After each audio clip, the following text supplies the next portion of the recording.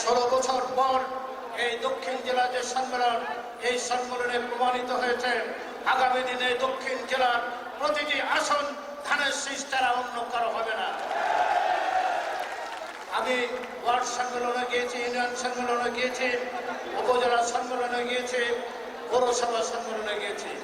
অভূতপূর্ব সারা, দক্ষতার সাথে নিপুণ কারিগর যেমনি ভাবে তার গুণেন তেমনি ভাবে বিএনপিকে তারা ধাপে ধাপে এই অবস্থায় নিয়ে এসেছেন। আমি আমার নিজের পক্ষ থেকে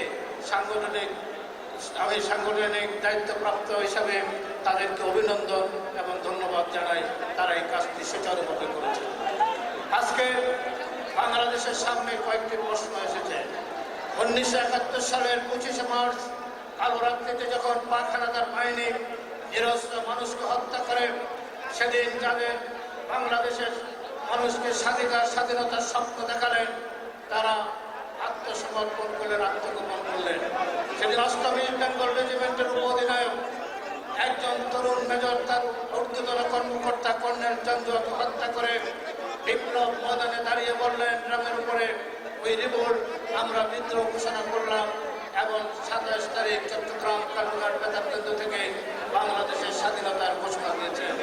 এই মহান স্বাধীনতার ঘোষণার মধ্যে দিয়ে বাংলাদেশের মুক্তিযুদ্ধ শুরু হয়েছে। অন্য কারো ইশারা বা কারো কথায় মুক্তিযুদ্ধ শুরু হয় নাই। এবং শহীদ প্রেসিডেন্ট জিয়া রহমানের দেখা থেকে পাকিস্তান সেনাবাহিনীর অন্যান্য কর্মকর্তারাও, বাঙালি কর্মকর্তারা, তারাও বিদ্রোহ ঘোষণা করেছিলেন। সেই কারণেই প্রত্যেকটি সেক্টর কমান্ডার ছিলেন পাকিস্তান সেনাবাহিনীর থেকে পদত্যাগকারী, বিদ্রোহকারী সকল সেনা কর্মকর্তারা এবং জেনারেল উসমানী ছিলেন মুক্তিযুদ্ধের সর্বাধিনায়ক।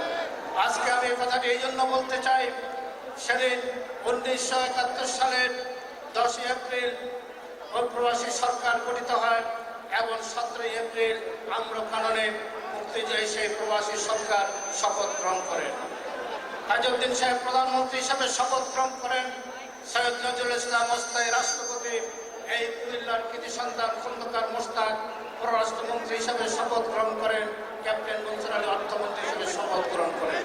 শপথের পর প্রিয় সাংবাদিক ভাইরা তাজউদ্দিন সাহেবকে জিজ্ঞাসা করলেন, মাননীয় প্রধানমন্ত্রী, আজকে আপনি প্রধানমন্ত্রী হিসেবে শপথ গ্রহণ করেছেন, কিসের উপর ভিত্তি করে আপনি শপথ গ্রহণ করলেন প্রধানমন্ত্রী হিসাবে? উনি একটি কথায় উত্তর দিয়েছেন, কেন আপনারা শোনেন নাই আমাদের তরুণ মেজর জিয়া চট্টগ্রাম কালুঘাট বেতার কেন্দ্র থেকে 27 তারিখ যেই ঘোষণা দিয়েছেন, সেই ঘোষণার ধারাবাহিকতায় আজকে আমরা সরকার গঠন করেছি, আমি প্রধানমন্ত্রী হিসেবে শপথ গ্রহণ করেছি। এ হচ্ছে মুক্তিযুদ্ধের ইতিহাস। শহীদ প্রেসিডেন্ট জিয়া রহমানকে বাদ দিয়ে বাংলাদেশের মুক্তিযুদ্ধের ইতিহাস রচিত হবে না। উনি হচ্ছেন মুক্তিযুদ্ধের প্রধান সেনাপতি, শহীদ প্রেসিডেন্ট জিয়া রহমান। আমি